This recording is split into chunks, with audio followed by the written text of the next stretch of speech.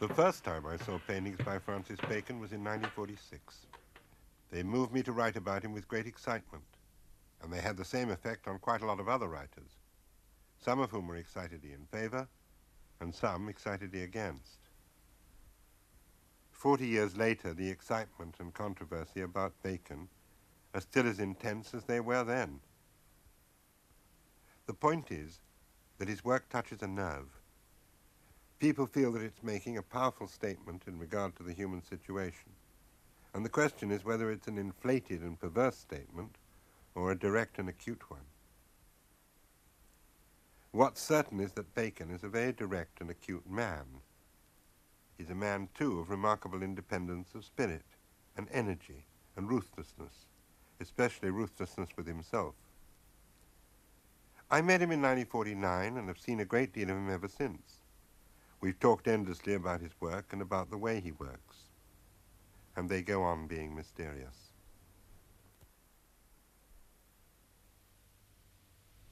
When you started showing, I think your work attracted an enormous amount of attention, which was a very ambivalent kind, and I think the ambivalence was expressed most clearly in something written by that great Bloomsbury voice, Raymond Mortimer. Ah, if only Mr. Bacon would paint us a rose. In other words, you were a wonderful painter, but why did you have to have all that morbid subject matter? I think that was the attitude. I don't even know that the attitude has changed all that much in the intervening 35 years or so. But then if you think about, I mean, if we take that up about why doesn't he paint a rose? A rose also is very mortal. When you see a rose, this beautiful rose, that in a day or two is dying, its head is falling over, and it's withered. So is there a great deal of difference between a rose and my subject matter, really? It's just a difference of, it's only a difference of subject matter. I don't know why they always think that I take horrifying subjects. I don't think there's anything horrifying about my subjects. I think if you are able to give over as directly as you possibly can the excitement of life, they have labelled that as being a horrific side. I don't know whether it's even that they just think you take horrifying subjects, but they think that when you take neutral subjects like a man sitting on a chair, or very agreeable subjects like people making love, that somehow there's an element of morbidity or gruesomeness or something like that. Well, it's certainly something I don't try to put into my work at all. I try to make it as what is as intensely real as I can for myself. And in doing that, I may bring in very strongly this quality of mortality. Because the more violently, more strongly you feel about life, the more strongly you must be aware of death.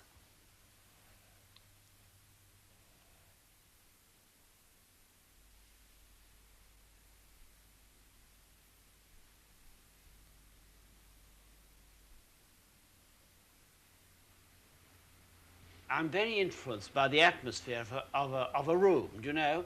And I just knew from the very moment that I came here that I would be able to work here. I stayed here for the last 22 years. If we can go back 22 years, I can't remember when that means. 61, I think, 1961. I mean, I don't know how one can explain the atmosphere of places. I suppose it's the form of construction. When you first saw it, was it the light that particularly made you like it? Were you aware of what particular things made you like it? No, because I had the ceiling taken off this place. And I had this light, which is not the ideal light, because it's east-west, so it's not an ideal light, but it just had an atmosphere that I knew I could work here. I bought a beautiful studio around the corner, and I made it too grand. It was so grand It was carpeted, it had beautiful curtains, and it had the most perfect light and everything, but I still couldn't do a thing in it. I was absolutely castrated in the place. I couldn't do a thing. But this is somewhere where you actually must have painted the majority of your surviving works, given that you don't destroy as much as you used to. I think I have painted a great number of them here, yes. And that is the reason that I'm always hoping, until I drop dead, that I won't have to give it up. But that's things one doesn't know.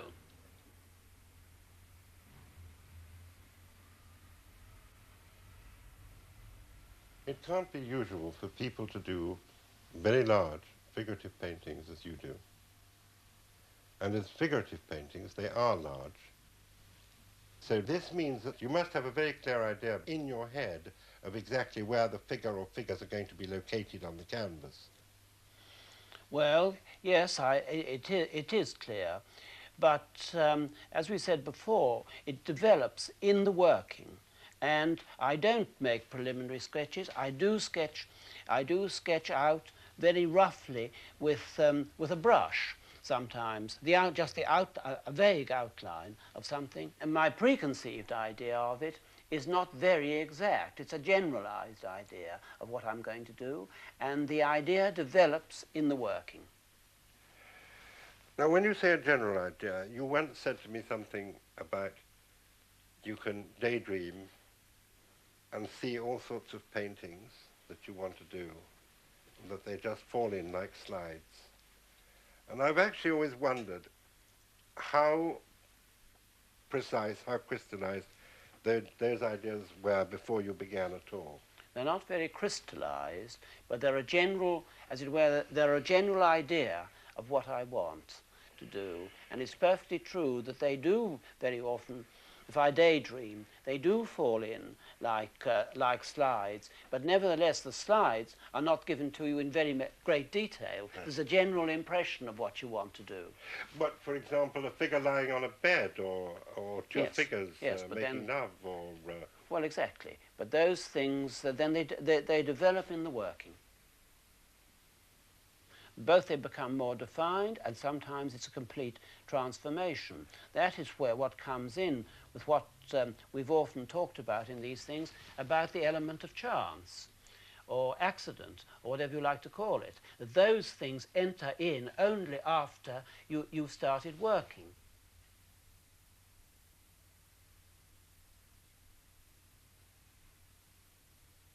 And you find that photographs make suggestions that are helpful, or what? You see, I use photographs rather than in the way that people use models or subject matter, or whatever way you like to put it, because I do, in fact, find photographs much less inhibiting than having the subject sitting there before me. It's true to say that in portraits that I've done, I've only done portraits of people that I know already very well and have seen them a great deal, but I still have photographs of them which I am able to, as it were, refer to again, just to, well, to jog my memory as to how they looked.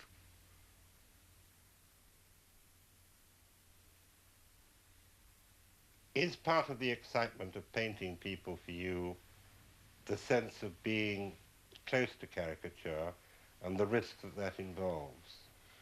I wouldn't say it's the excitement, but I think that if you are able to really bring over the intensity of somebody's appearance, you very often are drifting on the edge of caricature.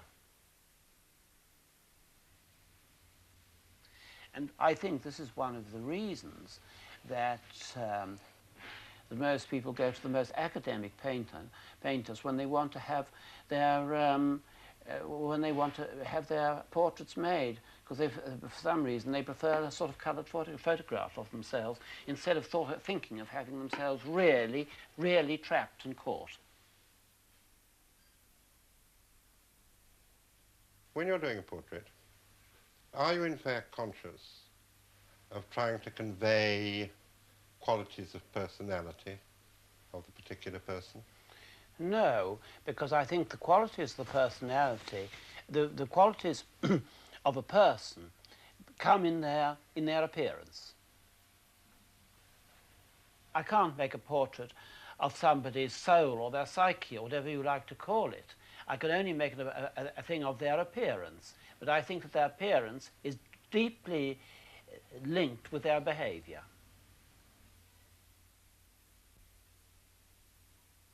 I think when I'm looking at you, I see you there. But it isn't, I can't just explain what you are. I see you there.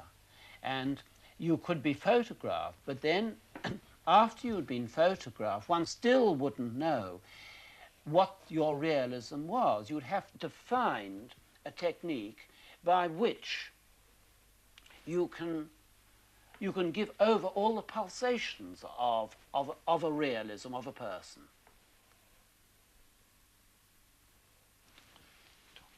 No, not at all. Well, I don't know how that's done. The pulsations. Yes. Giacometti used to say that for him, the difference between a live being and a skull was the gaze. And that is what he was trying to trap, was the gaze. He, in other words, was able to define what it was that was the pulsation. Can you find that you can? But I think what Giacometti says is in fact a very limited way of putting it. I don't think it's just the gaze, after all. You're conscious of the whole structure of a person. I mean, one knows, Giacometti is quite right, that a skull is more abstract because it hasn't got eyes. But then you've got your nose, your mouth, your teeth, your tongue, your everything, your lips. You've got all those things too. So he's limiting it very much when he said it's just the gaze.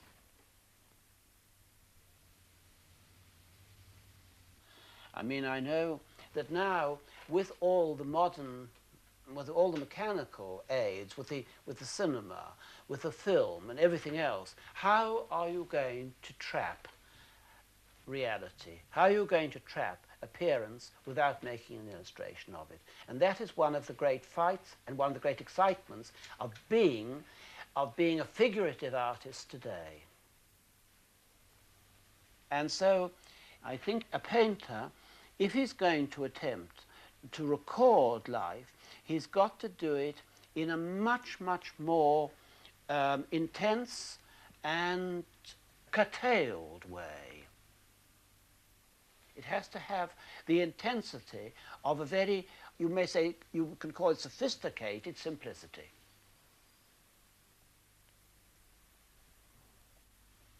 I mean, you have to abbreviate it into intensity. Because with all the other ways of doing it, there's no point in just making an illustration of somebody.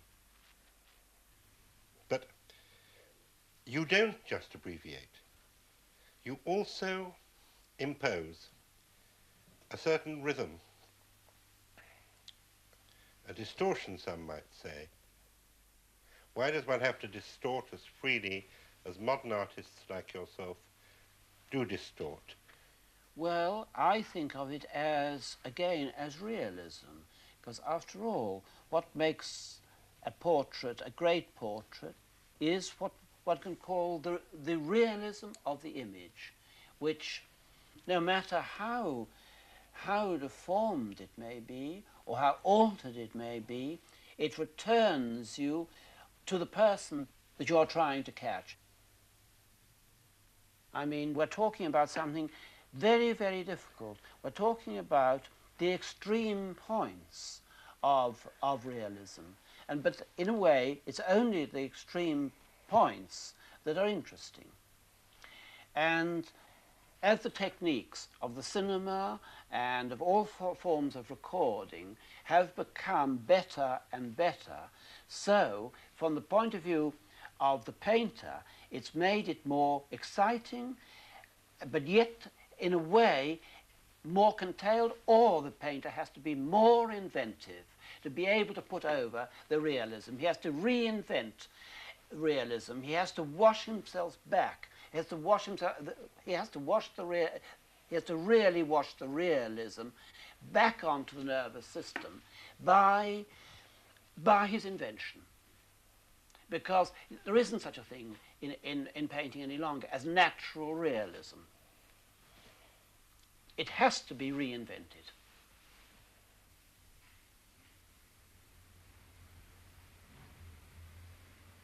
When you work, you start in the morning. I like starting very early. Yes, I find everything comes to me more easily early in the morning than later.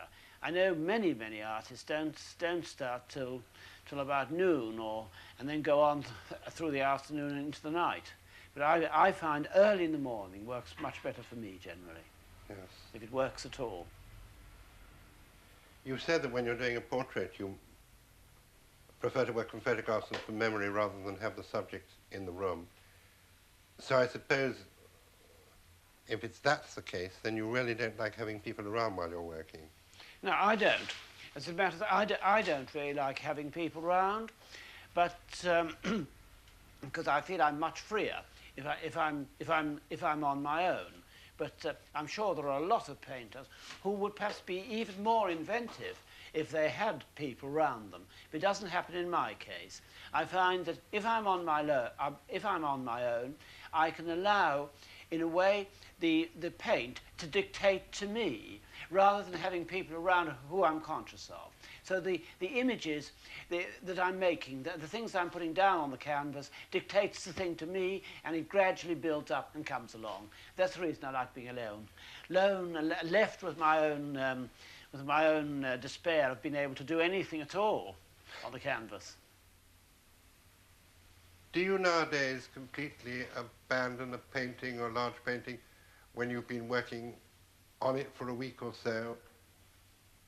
Well, if I've been working on it for some time, and it just doesn't seem to, I don't keep it. I just destroy it. I cut it up and destroy it because the paint becomes so clogged, and that there's nothing to do it. Because I really do like paint to be very fresh, and the feeling, because it still keeps its tremendous vitality if it's fresh, and so I try to keep that as long as I can. And when one's overworked, it goes dead. You talked a great deal in the past. I think you do so a little less now, but you still talk about it, the role of chance and accident in the evolution of the paint on the canvas. Where does it principally operate? Does it operate, for example, in your use of the rag? It can operate anywhere. It can operate in the way that you put the paint on. You suddenly will, suddenly the way you put the paint on suddenly suggests another form. You know, I use rather large brushes working on canvas, even for small paintings, and you find that the mark that you make suggests another mark from which you can develop. So it's like that. And sometimes when I've been working, I've been so disgusted with the thing, I'm so sick of it, that I just take the brush and put brush marks all over it, thinking, oh, fuck this thing, I can't, it's not going to work at all. And then suddenly, out of this chaos, comes the possibility of making an image I hadn't thought of before. For instance, that painting in the Museum of Modern Art, I first tried to do, I think I tried to do a gorilla in a cornfield. Then I tried to do a bird alighting, and then gradually all the marks I'd made suggested this other image, which is a totally accidental image. But why an accidental image?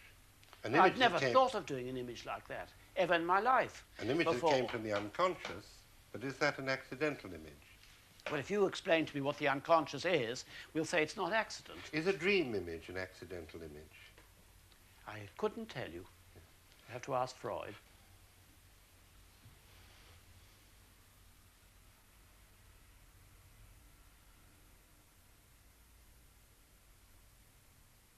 I thought you want to ask me about my youth, about my childhood, really. Yeah. Well, I was born in, the thing my father was a trainer of racehorses, and he was not Irish, but I was born in Dublin. Neither my mother or father were Irish, but nevertheless I was born in Dublin, and I was brought up till the beginning of the First World War in Kildare. And then my father went into the War Office here, and so we came to live in London for a time, and then until about the age of 16 I gravitated between England and Ireland.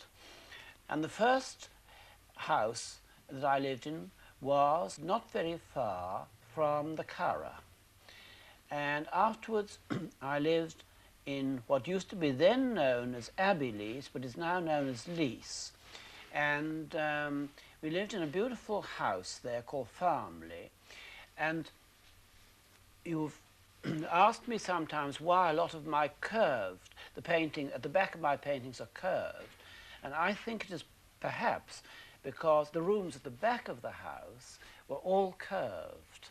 And perhaps that has had an influence. Maybe one of the reasons, in the triptychs especially, the backgrounds are curved. It may have had something to do with that. Then I've been to so many places, and then we moved to a place called Straffan. And the very grand people who lived very near had a place called Straffan House. And I know, of course, I was too young to go to these things, but I always remember my mother telling me they used to have the most amazing dinner parties in this house, where they had 11 courses, which went on. They carried on the kind of Edwardian tradition of these very long meals, and in between, to revive themselves, they had sorbets, just to keep them going for the next meal. Then, when I was about 16, I left Ireland, and my mother, who came from Firth Steel, and she had a little money in those days. She had little money, and she made me an allowance of £3 a week. In those days, you could exist on £3 a week. And I went to Berlin. I wasn't in Berlin very long, but I did see Berlin about 1927-28, which was one of the, what's called the great decadent years, they say, of Berlin. And I do remember, when I first went to Berlin, I went with somebody who had picked me up, or whatever you like to say, and we went and stayed at the Adlon Hotel, which are now, I think, is on the east side, on the other side of the wall. But it's the most wonderful hotel, because I always remember them wheeling the breakfast in the morning with these wonderful trolleys with the with the enormous swans' necks coming out of the four corners of the thing, which I've always remember. And then the nightlife of Berlin at that time was very exciting for me, coming almost straight from Ireland. And to go down the Kurfürstendamm and that kind of thing was really very exciting in those times, because I'd never seen anything, from coming from a very puritanical country in a way, like Ireland, going to a city which at that time was wide open was very exciting for me. Mind you, at that age, you don't take all those things. You're just astonished by what's going on around you. I then went to Paris, and I stayed for a short time in Paris, and it was about that time that at Rosenberg's, I saw an exhibition of Picasso. And I think at that moment, I thought, well, I will try and paint too. Well, that was about I think it was about 1928. Then I tried to paint for a long, long time, and practically nothing. And you know, I didn't really start to paint till I had long periods when I had small jobs and things in between, but then when the war started, I was turned down from the army because I was an asthmatic. So then I was on my own, and it was then that I really started to paint, about 1943, 44. And it was those things that, when at Lefebvre, we had that first exhibition with Henry Moore, Graham Sutherland, and I had some things, and there were other people, and it was then that I showed those three studies for figures at the base of a crucifixion, which people were very, very violently against those things. And I always remember one of the usual bitchy critics to me said, why bother to do things like that when it's already been done by Picasso? But I do, in fact, feel that they're slightly different, although they were influenced, very influenced by Picasso. I think they have a slightly different implication.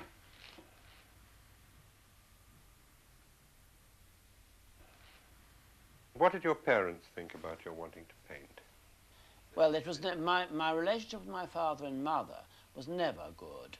We never got on. My father, I mean, the very thought that I might want to be an artist were absolutely, well, they were horrified at it because they thought I'd have to earn my living, and they thought, well, you'll never earn your living as an artist. There's no possible chance of it. So they were totally against it. What kind of education did you have? Well, I went for a short time to a place called Dean Close in Cheltenham, and it was a kind of minor public school, and I didn't like it, and I was continuously running away. So in the end, they took me away.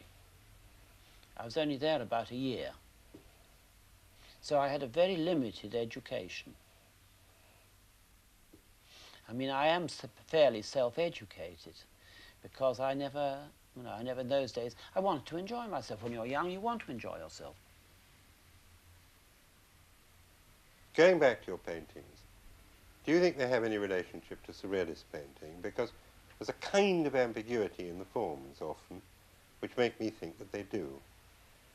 I'm not really very fond of the Surrealist painters. They don't really mean anything to me. But nevertheless, I do know that Surrealism had a great influence. But then, of course, Surrealism threw one back to Freud and threw one back to things, very many things of the past. It threw me back to all kinds of things. You could say it threw me back, it threw you back in a sense to Shakespeare and to Aeschylus. After all, there's nothing more Surrealist than both Aeschylus and Shakespeare. So, as a movement, it was very interesting, but I've never been very interested in the painting it has produced, the Surrealist movement. I remember once talking to Michel Leiris about this thing and about Picasso, and he said, as he was a great friend of Picasso's, and I said to him, but he said to me, you realize that Picasso was never Surrealist. But then I always think that Picasso was a man who absorbed everything, and he absorbed Surrealism too. There's a phrase you used to me once in talking about Picasso and why you admired Picasso. And you talked about Picasso's having the brutality of fact in his work, which struck me as a marvelous definition of realism. And I thought it said a lot about you and what you wanted to do. Well, of course, we were talking then, I think you brought up the question of Matisse. And I said to you, I believe, for me, I much prefer Picasso because he has the brutality of fact compared to Matisse. But after all, if one uses the word brutality, I mean, in one sense, life in its raw is an extremely brutal thing, and Picasso is able very often to bring over the rawness of life at a very acute point. And When I talked about the brutality of fact in Picasso, Picasso, in a curious way, was able to put it across more directly and with less expressionism in it. It seemed to be the fact itself without the will to express it. You don't think as you work about expressing the brutality? No, I don't at all. I try to express what is there. I don't think, otherwise I would be completely an expressionist. We were speaking of painters you've been especially interested in. Can you say what it is above all that's drawn you to Velázquez? Of the general influence of Velázquez is extremely difficult to analyze. I would say it was the tone or atmosphere of his work, the fastidiousness, in a way, of his work. Because I think that Velázquez probably was perhaps one of the most fastidious painters, because he not only had this wonderful sense of colour, but was also kept within a remarkable, he had a remarkable control of imagery too. I think that the portrait that Velázquez did of the Pope, of Innocent X, I think of it not only as a very great portrait, but one of the greatest paintings in the world. And like a great number of people, I was tremendously haunted and fascinated by it. And I think that that is one of the reasons I used that image, but I very often now regret that I ever used it, because after all it had already been done, and it's been done so perfectly you couldn't do it again. Do you feel you were taking something from something that was not already fully developed as an image and complete when you drew more on the drawings, as you've said that you do from Michelangelo? Well, this is the thing with the drawings of Michelangelo. I think what they have certainly done for me is to give me a sense of the possibilities of volume within the human body. And I think that is the thing that I've learned most from the Michelangelos, this wonderful sense of volume that he had. And I think perhaps because they're not completely finished in the drawings, that they're more suggestive, and that is one of the reasons that they've always been a very, very strong, a marvelous thing to use for me from a formal point of view. I mean, I've used Muybridge, for instance, very often. It's a very interesting work, and the images were tremendously suggestive to me of ways I could use the human body. There is a painting I did of wrestlers, which comes out of Muybridge. I put these wrestlers on a bed. So, of course, well, it's been called everything. It's been called the buggers. It's been called everything, because I presumably, by putting it onto a bed rather than just leaving it on the ground, they thought it was more sexual. Why people shouldn't be just as sexual on the ground as on the bed would be hard to explain. But some people seem to think that the act of sex only takes place in a bed. In using Muybridge, you've been able to take models that had the advantage of not being among the world's great works of art, like the Innocent X or like the Venus of Urbino. That is perfectly true. They haven't got that wonderfully developed form or developed imagery that you get in the paintings that you're talking about.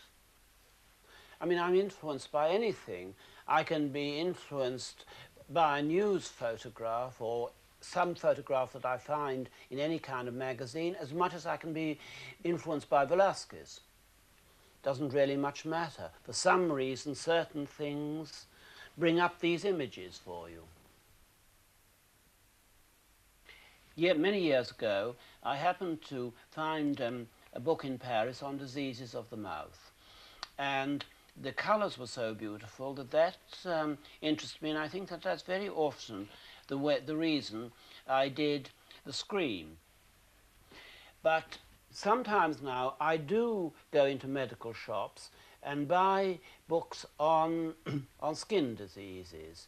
Not that I'm really able to use them directly, but sometimes the colours are so beautiful that they suggest other ways of using colour on the skin.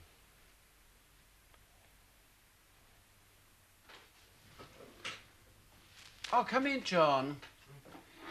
I'm glad you came down. David is just asking me the most difficult question of what he thinks are the essential things that an artist needs. I think one of the things is that you have to know from prehistoric times right up to today the history of art. I think then you have to, if you're going to decide to be a painter, then I think you've got to decide that you're not going to care if you make a real fool of yourself. Not to be afraid of making a fool of yourself. And then I think another thing is to be able to find subject matters which are really absorb you, to try and do, or to use, or however you like to put it.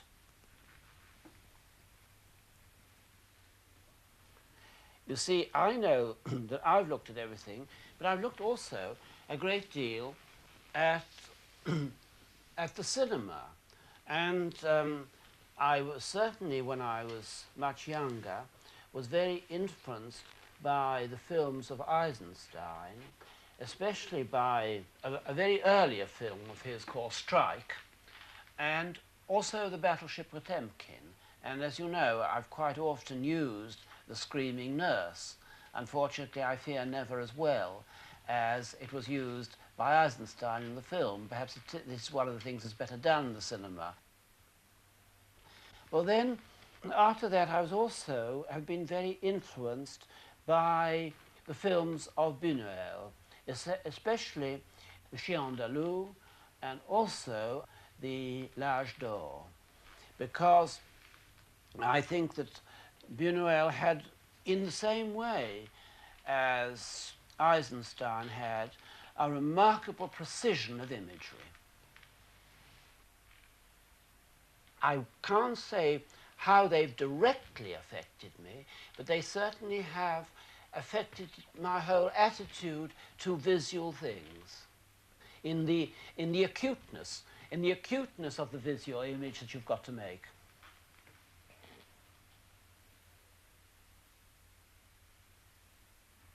How many paintings has Francis done of you so far, John? Well, he's done two of me, a triptych and one big one. Well, a triptych of heads? Of heads, yeah. Yeah, and then and one large one, me standing up by a canvas, which I like very much. Were those, you used photographs in doing those? Well, I do, but as I know John very well and have looked at his face a great deal, therefore I was able to do them as I usually do with portraits, as we were talking yesterday about this thing, that I generally do it rather, if I know the person very well, I do it from photographs rather than from having the person there, because I find I'm less inhibited.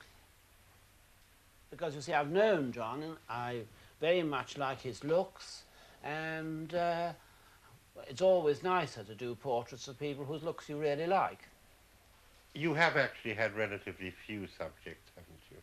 There's been Isabel Rawsthorne, Lucian Freud, Frank Auerbach, George Dyer, Peter Lacey, Muriel Belcher. The portrait of Francis done of me, the triptych, my mother loves it. I don't think my father does so much. He thinks it's a bit dodgy. Why do you think she loves it? Because she thinks it looks like me. She can see me in it.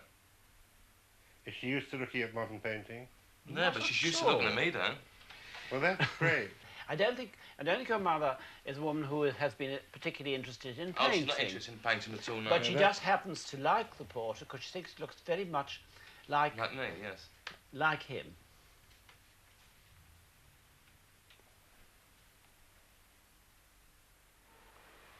If that idiot hadn't rung me at 8 o'clock, I wouldn't have bothered to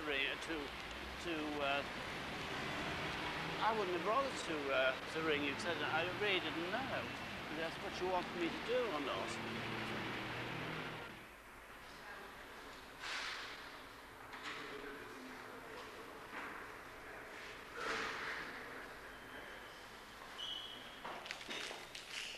Oh, I'm glad they put it at this end of the gallery. I think it looks better here, don't you? At this end of the gallery than it did before on the other side. Yes. And I'm glad they lent me that one.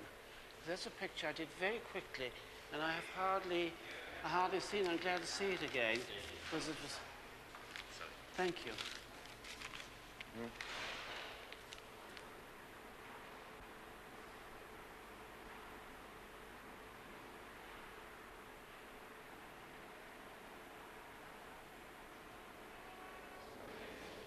What's the view like? Any good? It's all right. I mean, is it good or is it really bad? No, it's great. It's very good, but it's sort of nothing. Do you know what I mean? Of nothing. It's good, but it's nothing. Which I mean, it was. It's all right, isn't it? It's all right. Yes, it's I perfectly think it right. was. In America, it's considered as a good radio. Is it? Yeah. It's just nothing. Is it? You know, it never is anything. No, of course. That's all right.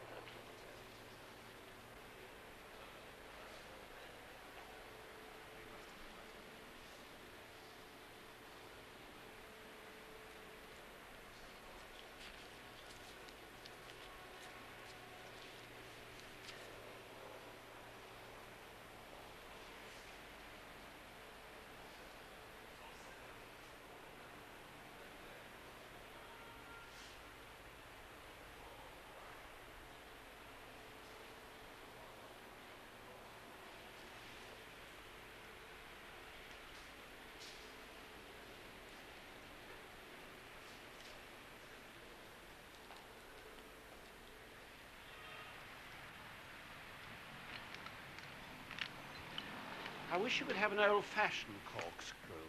Now they've made everything so new. It used to be much simpler when you just put the corkscrew in, pulled out the cork. Then now that you have to turn two things to get the cork out. Yes, well, it is opening at last, yes. Am I going to be the only one drinking? When we go out to dinner and you say you choose something, and I, in order not to make it too extravagant, choose a very good second growth, you sort of grouch your way through the first bottle and then say, let's have something proper now, and order La Tour or Lafitte. I see. Oh, well, I don't know. I think you're actually as difficult to please over wine as you are over painting. You don't like much of your own, you don't like much of anybody else's, and you only like the very, very best. Let's drink to that then. Don't you, when you're out with Francis, constantly feel slightly humiliated by the feeling that you're both eating the same thing, and you're quite enjoying it, and he suddenly says, "This is terrible." Does this happen to you? Many a time, yeah. It's better than other places. Well, I like the good food I was brought up with. I mean, my mother, living in Arnford, we used to have them. We used to have very, very simple, good but very simple food. Things like oxtail and shepherd's pie and all those kinds of things, which were absolutely delicious when they're properly cooked. They say wine doesn't make any difference. By accident, I was drunk, of course, and I made a marvellous stew. I had a very good thing, and I put a bottle of Petrus into it. As the Petrus was then £90 a bottle or something like that, mind you, it was only because I was well pissed, that I put it in. But that's how it was a very good stew. Do you remember? Very nice, yeah. You like good food, though, Dave, didn't you? Yes, of course he does. Loves it. There's more drink. I'll have a little more, John. Have I got some? Give me a little. Well, I don't know. Well, Which one, wine? Oh, do I, yes, please. Thank you. Is there any rhyme or reason in the pictures on the wall? Or, I mean, are they there very much by choice? Yes, they are. There are some of the pictures, not all of them, which I've done recently, which I rather prefer.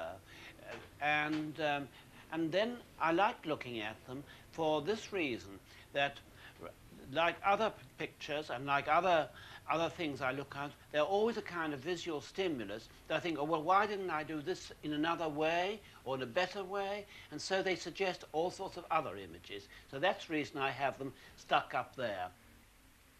I have that portrait of Van Gogh because Van Gogh is one of my great heroes. And I think that in Van Gogh's work, you get something very remarkable, is that he was able to be almost literal, and yet he, by the technique and by the way he put up on the paint, he completely, although he gave you a marvelous vision of the image of the reality of things, he was able to do it without making an illustration of them. I saw it very clearly when I was once in Provence and going through that part of the Croix where he did some of his remarkable landscapes. And one just saw in this absolutely barren country that by the way he puts on the paint, he was just able to give it such an amazing living quality, which if he just made a simple illustration of it, he wouldn't have been able to do. And it's one of the things where you could say, we were talked before about painting and photography, is where a photograph could never have done what Van Gogh did in the Crow because of his actual technique, his way of putting on the paint, which brought it to life and gave you that reality of what the Crow has. It's this just plain bare land.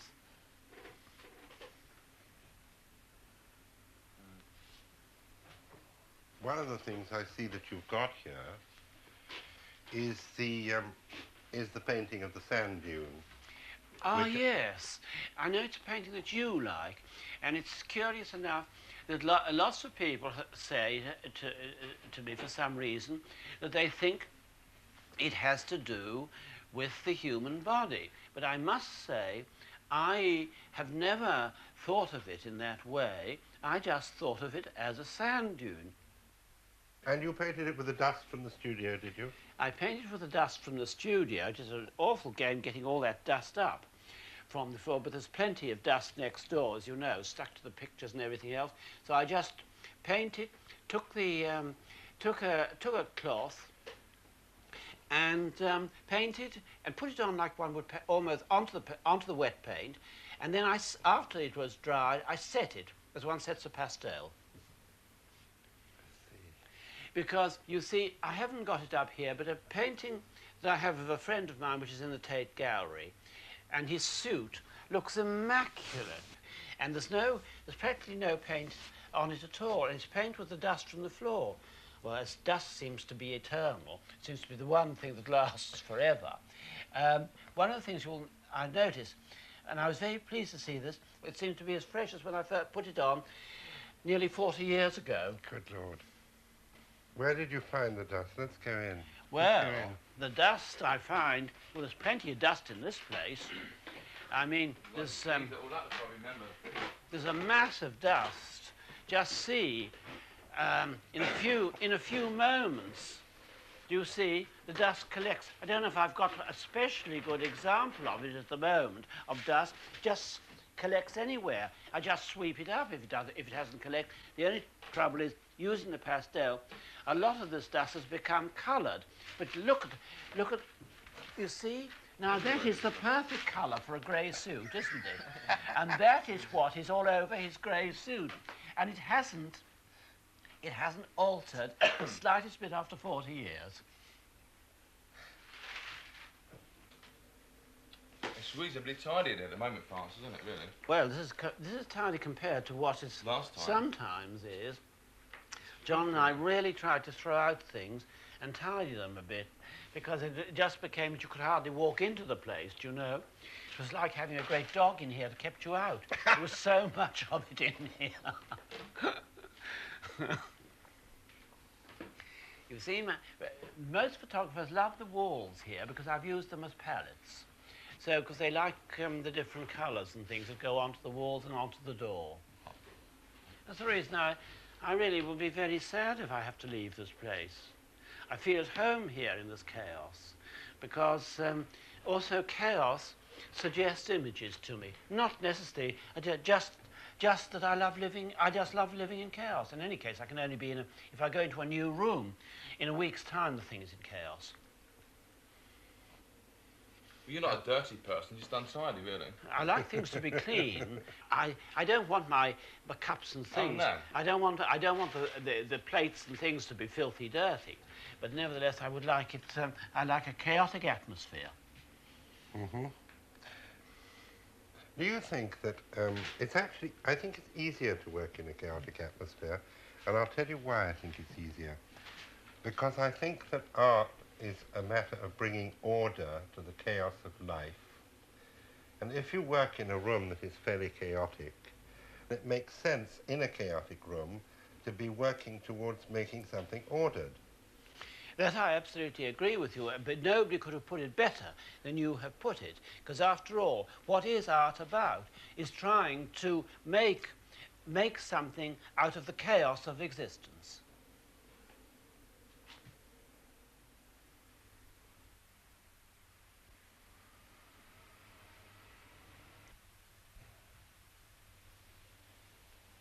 I know that you've always read a lot, and I have a feeling that you're reading more than ever now. What are the books that especially interest you at the moment? I read generally the same thing over and over again. I very often read those translations of Aeschylus. I read Proust. I read anything that comes to my hand, or any rubbish as well. I tell you what, I really read things that bring up images for me. And I find that it happens very much with the translations of Aeschylus. It happens very much with in Eliot. That for some reason I can read them, and then I read them another time, and a different image comes up. I mean, I don't say that they're images really to do with the poems of Eliot, or even with the plays of Shakespeare, but they open up the valves of sensation for me. And so images drop in like that from reading those things. So what can I say? This triptych I did from the Oresteia. Well, now, I don't know that I could talk about specific images that belong to the Oresteia, but it happens by reading it in translations, that it suggests an enormous number of images to me, and these are three of the images. I think of this one on the left as the Erinyes in their most vicious mood, which, like our guilt, haunts us. We are always haunted by our guilt, as you know. Well, they were well haunted by this image. Well, now, this is a painting that I did for the Guggenheim, and I particularly like the right-hand panel of this. I did feel that this, in a way, was influenced by the Cimabue crucifixion. It might be hard to identify it with that, but the Cimabue has always been a painting that I've admired enormously, because it always looked like an extraordinary image sliding down the cross.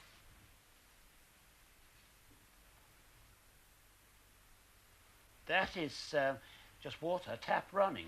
And I think it's perhaps one of my better paintings, because I think of it as being a very immaculate painting with the tap flowing and the water flowing out, and that's all. It's an invention in which the paint, for a moment, for me, works. This is the painting of a landscape that I did. Well, I'd trampled it down to such an extent that that's about all that was left of the landscape. It was a photograph of a landscape, and so I put in that bit. And it's but the colour doesn't reproduce at all well, but it's one of my favourite landscape. And that is one of, I did of a torso. I didn't put the head on because I thought it would take away from the intensity of it, so I just put the cricket pads on. I didn't do it because I'm particularly interested in cricket. I did it because it made the image more real. And you can't say why? No. Of course, they'll read things into things anyway. I mean, the example of the figure with the hypodermic syringe. Now, I suppose you might say in that particular case, it was a hypodermic syringe. It was a hypodermic syringe. But I wanted something to nail the image, the figure, as it were, to the bed. And it looked more logical with a hypodermic syringe. I couldn't put a nail through their arm, so it was much easier to put a hypodermic syringe. But it wasn't an attempt to suggest that the person was a drug addict. Well, I wasn't really caring or thinking. What is interesting is that it was a matter of indifference to you how this element was interpreted by people. Well, the thing is, David, I only, when I started to paint, I never, for instance, expected anybody to ever buy my work. I always thought that I would have to do some other kind of job to earn my living. So that gradually, as I've been lucky enough to sell painting and have been able to live by my work, I think I still have the same indifference to what other people think about it. Because when I first started to work, I worked to excite myself. Now, as it happens, that other people become slightly interested in it. And so sometimes I sell things. My things are always difficult to sell, but every so often they do sell some. It's often said about you that your work reflects a feeling of disgust about human beings and/or self-disgust. Well, I don't really know. People, perhaps they feel that my work is full of mortality, but then we are. I mean, that is what life is. That's what life is. I mean, we are born, we exist for a moment, and we do with our life what we can, and then we die. And what else is there? And if somebody is very aware of that, perhaps it comes out in their work. I certainly don't try to press that side in my work at all. I think it's just very straightforward.